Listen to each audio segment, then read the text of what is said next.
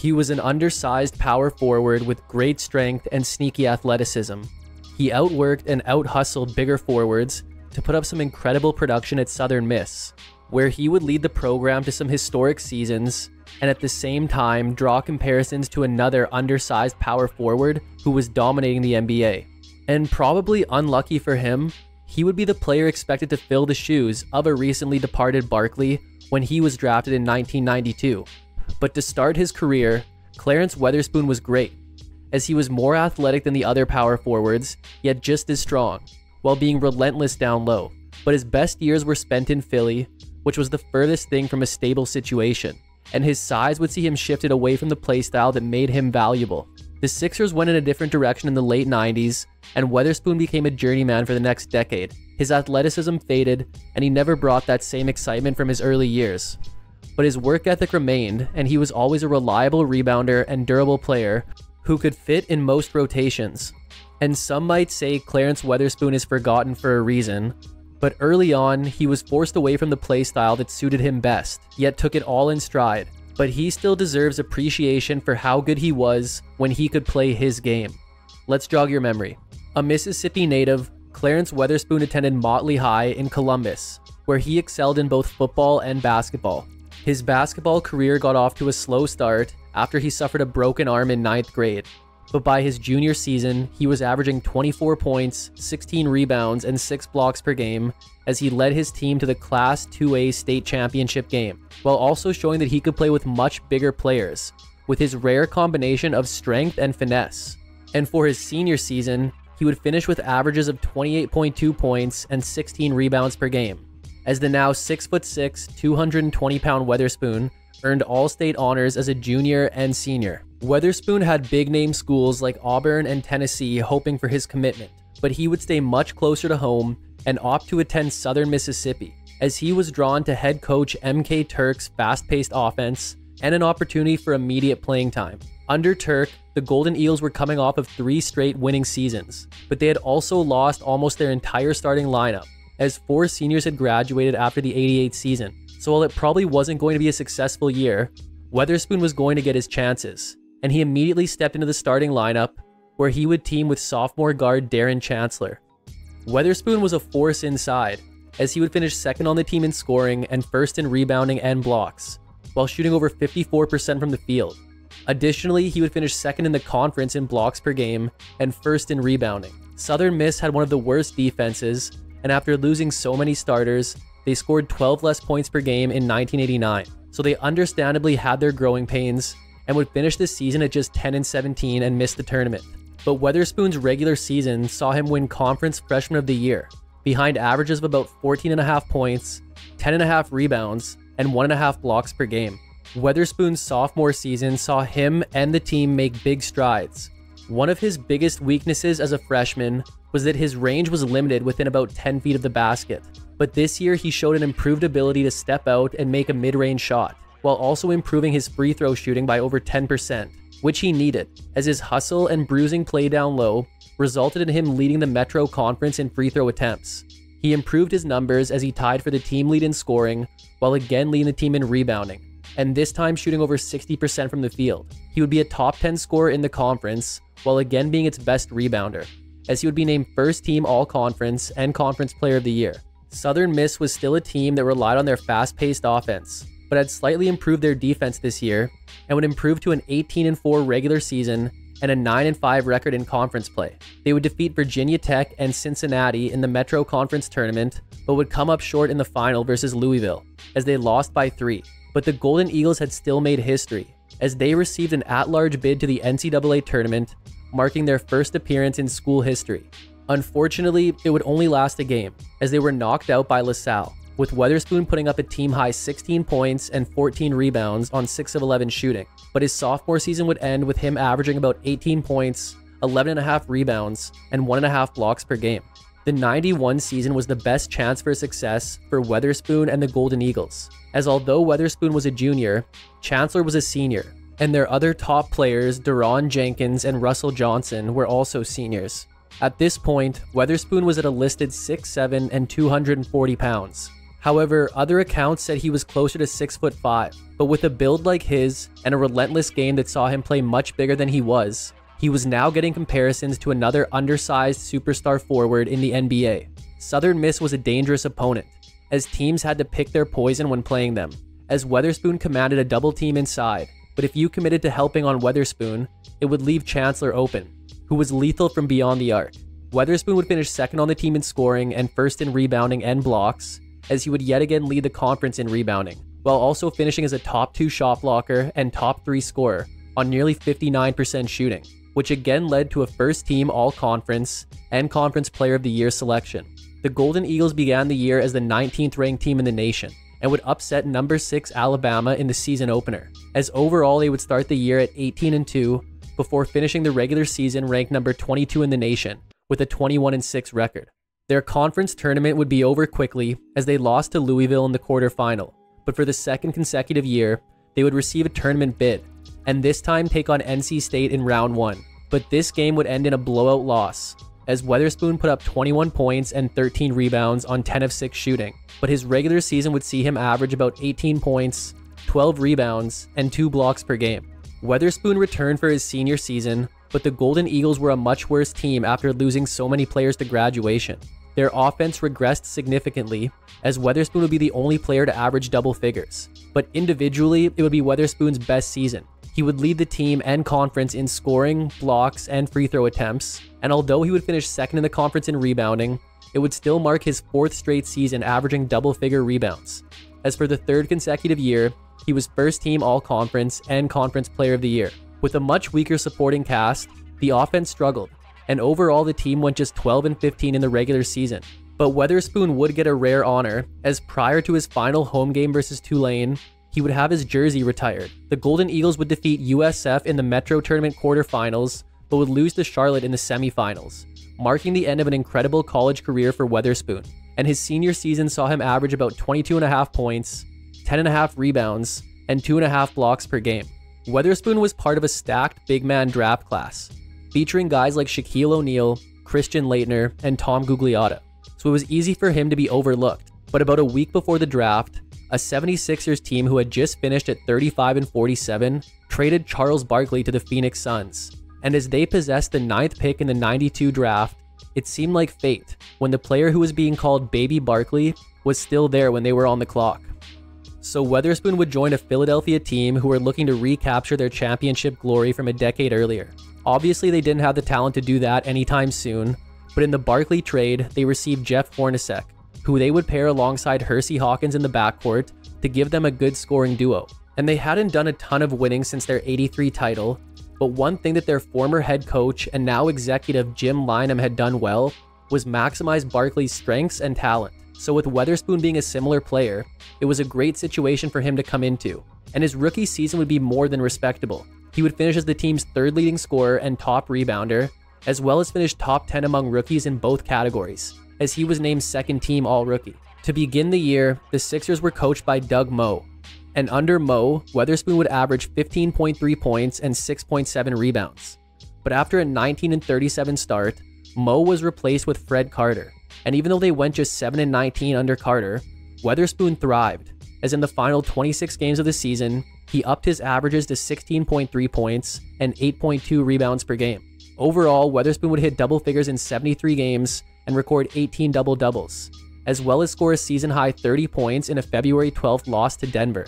And then about a week after that, Weatherspoon was showing his great athleticism, as he would participate in the '93 NBA Slam Dunk Contest, where he would even place as a runner-up to Harold Miner. But the Sixers obviously had a long ways to go after losing Barkley, as they would finish at 26-56 and miss the playoffs. But for the regular season, Weatherspoon averaged about 15.5 points, 7 rebounds, and a steal per game. Philly held the 2nd pick in the '93 draft and could have taken future All-Stars like Penny Hardaway, Jamal Mashburn, Vin Baker, or Allen Houston.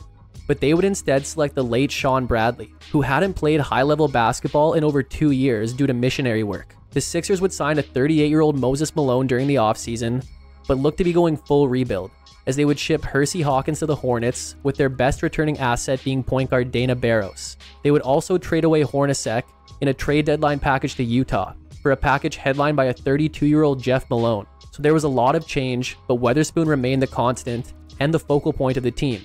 With a full season under Carter, Weatherspoon would put up career highs in scoring and rebounding to lead the team in both categories, as he would be a top 20 rebounder in the league, while also finishing top 10 in minutes per game. And Sixers fans were fully behind Weatherspoon, as they were doing whatever they could think of to try and get Spoon to the All-Star game.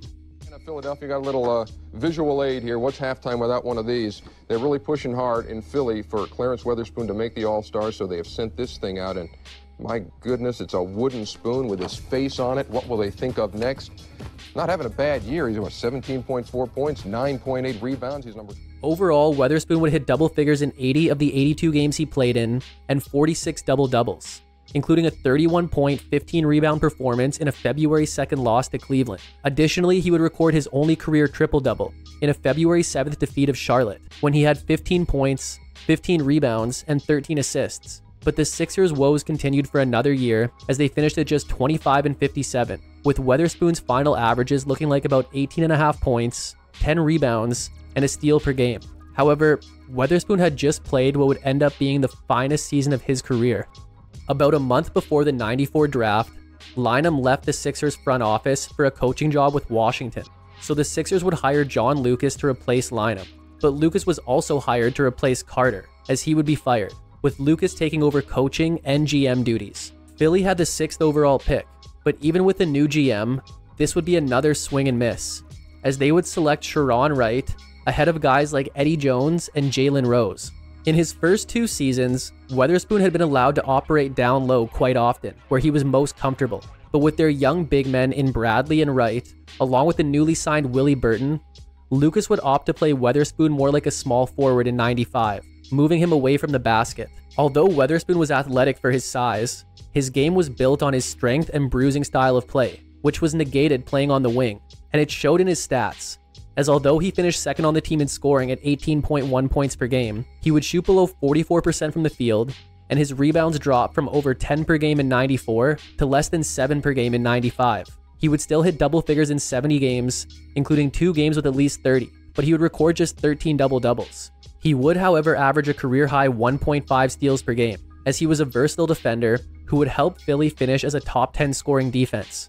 But with a bottom 3 scoring offense, they wouldn't see any improvement, finishing at 24 and 58 and again missing the playoffs. And Weatherspoon's regular season saw him average about 18 points, 7 rebounds, and 1.5 steals per game. The Sixers finally hit in the '95 draft when they selected Jerry Stackhouse 3rd overall, as he would become the team's top scorer as a rookie. The Sixers had signed veteran Vernon Maxwell in the offseason and made an early season trade that saw them ship away Sean Bradley for all-star big man Derek Coleman. However, they would only get 11 games out of Coleman this year. Weatherspoon's scoring dropped again, yet he was still second on the team. But the Bradley trade and subsequent Coleman injury meant Weatherspoon got more time at power forward, and playing closer to the basket led to him shooting over 48% from the field and upping his rebounding to nearly 10 per game to lead the team, while also recording nearly 1.5 blocks and steals per game. He would hit double figures in 66 games, which included his career high of 35 points to go along with 14 rebounds and a career high 7 blocks in an April 21st defeat of Toronto.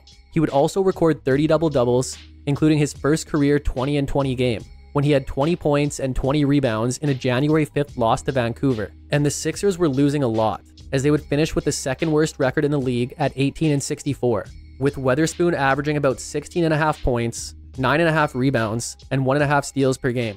Weatherspoon had another coach going into the '97 season, as Lucas had been fired and replaced with Johnny Davis. But the bigger news was that with the 1st overall pick, the Sixers had selected Allen Iverson out of Georgetown, who would quickly become a fan favorite and the face of the franchise. So with their new duo of Iverson and Stackhouse, along with a healthier Derek Coleman, Weatherspoon was now an afterthought on a new-look Sixers team, as he would return to primarily playing small forward, yet see a reduced role, as after averaging about 39 minutes and about 14 shots per game over the last 3 seasons, he would only get 36 minutes and less than 10 shot attempts per game this year. He would still play and start in all 82 games, but his numbers were down. However, he would still finish second on the team in rebounding and shoot a then career high 49.1% from the field. He would hit double figures in 54 games and record 22 double-doubles. But although the Sixers now had one of the highest scoring offenses in the league, they didn't really play any defense, which led to another terrible finish, as they ended the year with a 22-60 record, as Weatherspoon averaged about 12 points, 8.5 rebounds, and a steal per game. But going into the 98 season, Weatherspoon would have a new home, or so he thought. Philly had yet another coach, as in early May they would announce the hiring of Larry Brown. But then on June 21st, a trade was announced that saw Weatherspoon as the main piece in a package sent to Boston for big man Dino Raja. So Weatherspoon was going to be getting a much needed fresh start. Oh, wait a minute.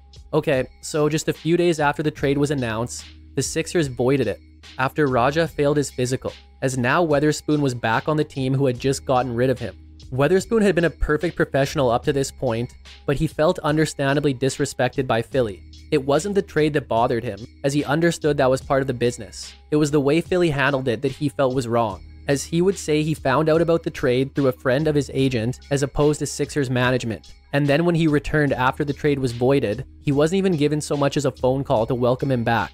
The Sixers would have another trade actually go through around the same time, when they acquired Jim Jackson from the Dallas Mavericks. But about a month and a half into the season, Stackhouse was shipped away for some defensive help, with one of the returning players being big man Theo Ratliff. But Weatherspoon didn't really have a place on the team anymore. He still showed up every night, but was getting a career low in minutes, as he was primarily coming off the bench, and only averaging about 8.5 points and 7 rebounds on less than 43% shooting. But then on February 17th, with the Sixers sitting at 15-33, Weatherspoon was included in a trade that actually went through. Weatherspoon and Jackson were sent to Golden State for Joe Smith and Brian Shaw. The Warriors were even worse, as at the time of the trade they were 9-41, but reportedly had made the trade for a couple proven veterans like Weatherspoon and Jackson to help them win just a few more games, to lessen their chances of receiving a top 3 pick in next year's draft, as a prior draft day deal had their 98 first rounder going to Orlando if it was top 3. Weatherspoon would be a starter in his 31 games for Golden State, and upped his averages to about 10.5 points and 8.5 rebounds per game on nearly 46% shooting. The Warriors would go 10-22 after the Weatherspoon trade to finish at 19-63, which would be the 4th worst record in the league. However, the draft lottery would eventually see them get the 5th pick, meaning they got to keep their first rounder. But Weatherspoon's overall regular season saw him average about 9.5 points, 7.5 rebounds, and a steal per game. Weatherspoon was a free agent after the season, and after the lockout, he would sign a 3-year deal with the Miami Heat, going into the shortened 99 season. For the first time in his career, he was actually on a good team, as the Heat had been one of the best teams in the East for the past few years. Weatherspoon would be an important part of the rotation, but he wouldn't be a starter, due to the Heat featuring an established frontcourt of Alonzo Mourning, PJ Brown, and Jamal Mashburn. The reliable Weatherspoon would appear in 49 games, receiving a then career-low 21 minutes per game, yet playing extremely efficiently, providing 8 points per game on a career-high 53.4% shooting, as he would hit double figures in 16 games and record 1 double-double. And Weatherspoon was finally experiencing winning, as the Heat would finish with a conference-best 33-17 record to finish as the 1 seed. So Weatherspoon would make his postseason debut in Year 7 versus the Knicks. He wouldn't have a huge role in the series, but would average over 30 minutes across games 3 and 4, while putting up 14 points and 6 rebounds in a Game 4 win to help force a series-deciding Game 5. But this would end in heartbreak, as an Allen Houston runner would give the Knicks the win and the series. But for the regular season, Weatherspoon averaged about 8 points, 5 rebounds, and half a steal per game. Weatherspoon remained a regular in the rotation during the 2000 season, as he would appear in 78 games, receiving about 20 minutes per game, and still providing valuable minutes, shooting above 51% and pulling down nearly 6 rebounds per game, while also putting in the work on both ends, as he finished top 15 in defensive rating for the 4th best scoring defense in the NBA. Weatherspoon would hit double figures in 23 games and record 7 double-doubles for a 52-30 Heat team who would get a first-round matchup versus Detroit. This series would go much better, as Miami swept the Detroit team that was at less than 100%, with Weatherspoon averaging over 9 points and 5 rebounds in the 3 games. The second round brought a rematch with New York, in another battle of a series that went the distance. Weatherspoon saw a reduced role, but still appeared in every game, yet he was on the court during the most crucial moments of Game 7. After Mourning unsuccessfully gambled on a steal attempt, Patrick Ewing was able to put the Knicks up by 1 with less than 90 seconds remaining, but with about 5 seconds left, the score was still 83-82 for New York. But Miami had possession, and the ball found its way to Weatherspoon. Weatherspoon would pass up a baseline jumper for a shot from the elbow that was too strong, and after New York got the rebound, they were able to run out the clock and again defeat Miami, as Weatherspoon's season saw him average about 7 points, 6 rebounds, and half a steal per game. During the offseason, Weatherspoon was included in a 3-team trade, which saw him end up in Cleveland. The deal also saw Cleveland send power forward Shawn Kemp to Portland, so they had a vacancy in the starting lineup, which Weatherspoon would fill, as he would put together his best season in years. A 29-year-old Weatherspoon was back in a starting role, but the trade-off was that he was back on a bad team. The Cavs featured point guard Andre Miller, as well as center Zydrunas Ilgauskas, yet he was limited to 24 games. And a midseason trade would also see them acquire Jim Jackson. But overall, Weatherspoon would play and start in all 82 games, receiving about 34 minutes per game, which was his highest total in 5 years. He would also average double-digit scoring for the first time in 5 years, and do so on over 50% shooting, while his 9.7 rebounds per game would lead the team. He would hit double figures in 47 games, including 7 games with at least 20, while also recording 37 games with at least 10 rebounds and 18 double-doubles. The Cavs could have been worse, but still would finish at just 32-50 and miss the playoffs, as Weatherspoon's season saw him average about 11.5 points, 9.5 rebounds, and a steal per game. Weatherspoon was a free agent, but he would sign on with New York. A big reason for this signing from the Knicks' perspective was that it was looking more likely that chronic back problems would lead to the retirement of starting power forward Larry Johnson, so they needed insurance. And this turned out to be a good decision, as Johnson did retire. The Knicks still featured their wing duo of Latrell Sprewell and Allen Houston, but they would only get 29 games out of center Marcus Camby. Weatherspoon would come off the bench to begin the year, but after a few games, he would be moved to the starting power forward position. However, for the first time in his career, he would deal with injuries. In late November, Weatherspoon was sidelined with what was thought to be a sprained foot, yet was eventually revealed to be a partially torn peroneal tendon, as this would keep him out for nearly 2 months, until he returned in late January. He would be eased back into the lineup, but was soon back to a starting role by early February, as overall this season, he would have 26 games in double figures and 12 double-doubles, including a 20-point and 20-rebound performance in an April 4th loss to Portland. He was providing the team with solid scoring and rebounding, but his efficiency had taken a hit, as he shot below 42% for the season, and overall he had lost a step. He looked a lot slower this year, and didn't have near the athleticism that made him so intriguing early in his career. The Knicks would finish at just 32-50 and miss the playoffs, as Weatherspoon's season saw him average about 9 points, 8 rebounds, and half a steal per game. The Knicks made a draft day trade which saw them send a package including Camby and Mark Jackson to Denver for all-star forward Antonio McDyess. So it looked like Weatherspoon would likely have a reduced role in 2003, but then during the preseason, McDyess went down. Antonio McDyess playing late in the fourth quarter in a preseason game, going down for what may be a season-ending injury. Broken kneecap. He thinks he might be back in the springtime, but that remains to be seen. So McDyess would be out for the entire 03 season. However, Weatherspoon would not take his starting spot, as new coach Don Chaney opted to bring Weatherspoon off the bench, backing up Othella Harrington. Weatherspoon would act as a sixth man this year, as although he saw minutes decrease, he was still getting the most minutes among non-starters. He saw drops in his numbers, but had improved his shooting to nearly 45%. He would only hit double figures in 16 games and record 6 double-doubles.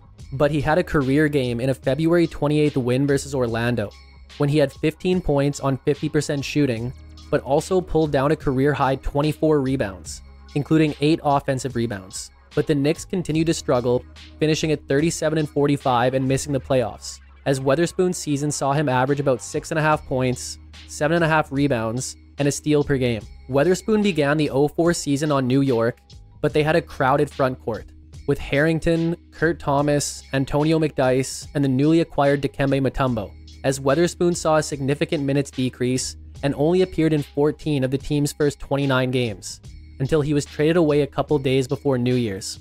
The Knicks shipped Weatherspoon to the Rockets, as Houston needed some front court depth. Weatherspoon joined a Rockets team featuring Steve Francis, Coutinho Mobley, and Yao Ming, as they were 16-14 at the time of the trade. He would appear in 37 games for the Rockets in a bench role, as he would hit double figures in 10 of those games and record 1 double-double, with his best performance coming in an April 2nd loss to Denver, when he had 16 points on 8 of 9 shooting. Overall, Houston finished at 45-37 to get a first-round matchup with the Lakers. However, they would lose in 5 games, and after getting about 10 minutes in games 1 and 2, Weatherspoon would not appear again, as his regular season would see him average about 5 points, 4 rebounds, and half a steal per game. The 05 Rockets looked a lot different, as they had traded for Tracy McGrady in the offseason, but Weatherspoon would have a small role on the team. He would struggle with the calf strain at times this year, but more so just wasn't used by coach Jeff Van Gundy, as he would appear in 40 games, yet would start 18 of them when starter Juwan Howard was injured. Overall, the Rockets would go 51-31 and get a first-round matchup versus Dallas, who they would lose to in 7 games, as Weatherspoon only saw the court for 9 seconds in a Game 2 win, and his regular season saw him average about 3 points and 3 rebounds per game. Houston waived Weatherspoon over the summer, marking the end of his NBA career. Clarence Weatherspoon was an overachiever at his size. He was definitely blessed with great strength and athleticism, but he got to where he did from outworking everyone in front of him. He was an undersized forward at Southern Miss, but became one of the greatest players in program and conference history. Once he entered the NBA, he was being compared to the player that he would end up having to replace in Philly, and those were massive shoes to fill. Even at his best, he wasn't Barkley level, but he was looking really good after his first couple of years. But then so many personnel changes, which led to him often not being played to his strengths, resulted in what looked like a decline. After a good all-around stretch in Philly, he would become a journeyman the rest of his career, but could also be counted on for tough-nosed play and great rebounding, as well as solid scoring if he was given the chances. He was a guy you could rely on no matter what with his durability, and he was the epitome of a professional, as he went to work night in and night out without complaints. He probably would have never reached Barkley heights, but if he would have been utilized properly throughout his career, he may have been a better remembered player. But at the end of the day, if people are calling you Baby Barkley, that really speaks to how good you must be. But that's it for today's episode on Spoon. Hope you enjoyed it, and make sure to subscribe for more videos like this one. If you liked it, check out this one on a player he was traded with, or this one on one of his Miami teammates. Thanks for watching, and see you next time.